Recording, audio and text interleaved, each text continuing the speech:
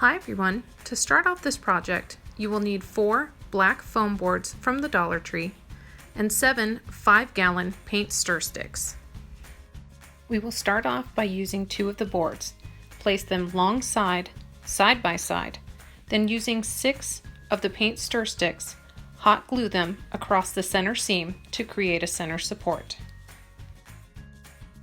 Once you have glued down all the stir sticks, set that aside and grab one of the other boards. I painted the 2 remaining boards using Waverly chalk paint in the color plaster. I would spread some of the paint onto the board, then spritz it with some water to thin down the paint. It doesn't matter if you have full coverage, since we're going to have this be a distressed piece.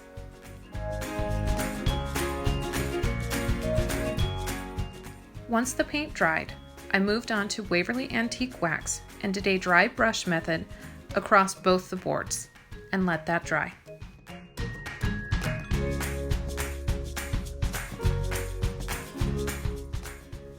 I then took a ruler and marked every 5 inches on both the boards.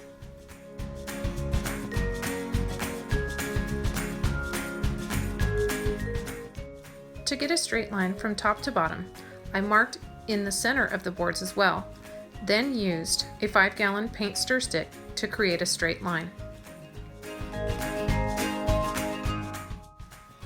Once I had all my lines marked, I used an X-Acto knife and cut out each one. I didn't go all the way through as I didn't want to damage my table underneath.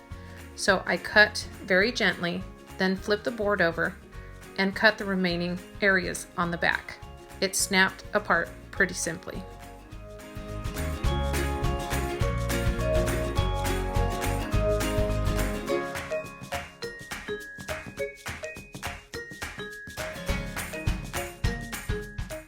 With all the slats cut out, it's now time to glue it to the original board we created. In an alternating fashion, I used hot glue and glued them down to the large board, creating a shiplap effect.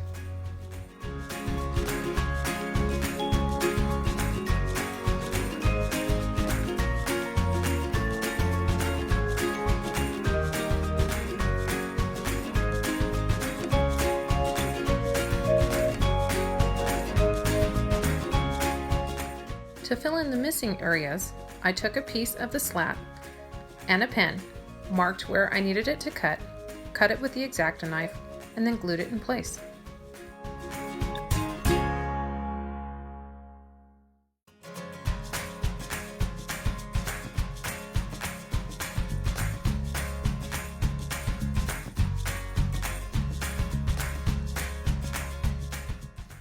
You will notice that there are 2 areas on the board that are missing any part of the slats. Don't worry, we're going to go ahead and cut that out. This will make it look like a wood fence.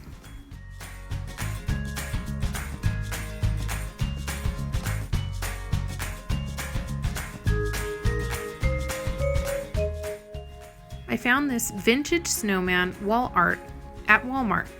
There are 2 sheets in each package. One is the snowman, and the other is his hat, sign, and embellishments.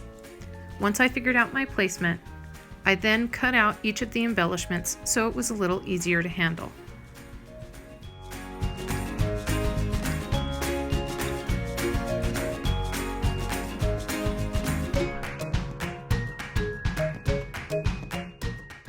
Even though this is a sticker, I used matte finish Mod Podge to attach him to the board. I simply poured some over the board to make it a little easier, then spread it out with a paintbrush.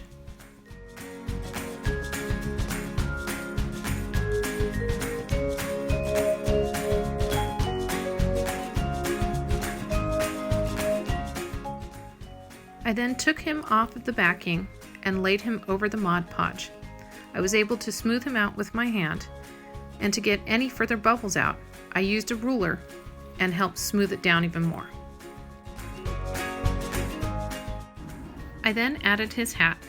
I forgot to put down a little more Mod Podge, so I removed it, put the Mod Podge down, and smoothed over the hat using my fingers and then a ruler.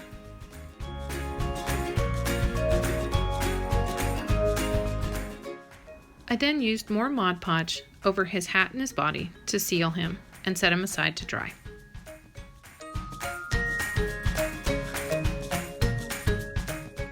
Once the snowman was dry, I moved on to the season's greeting sign. I did the same technique.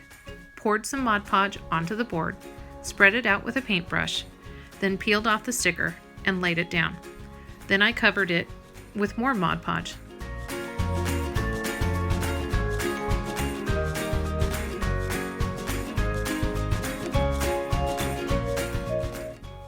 While the season's greetings sign dried, I added the embellishments all over the board.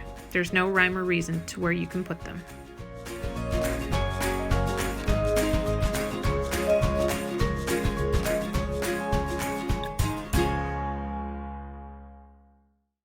With the Mod Podge drying, it's now time to move on to a hanger. I took some jute and the final stir stick, placed some glue on the stick, and wrapped some of the jute around and held it in place until the glue was dry. Then I measured out how much jute I wanted for my hanger and repeated the first step on the other side, putting some glue on the stick and wrapping the jute, holding it in place. Once that was done, I flipped the board over and glued it to the back of the sign. And there you go, a cute vintage snowman season's greetings sign. I hope you enjoyed this video. If you did, please share and like this video. And remember, you can always follow my page at Jenny of All Trades. Stay crafty, happy holidays, and we'll see you soon. Take care. Bye.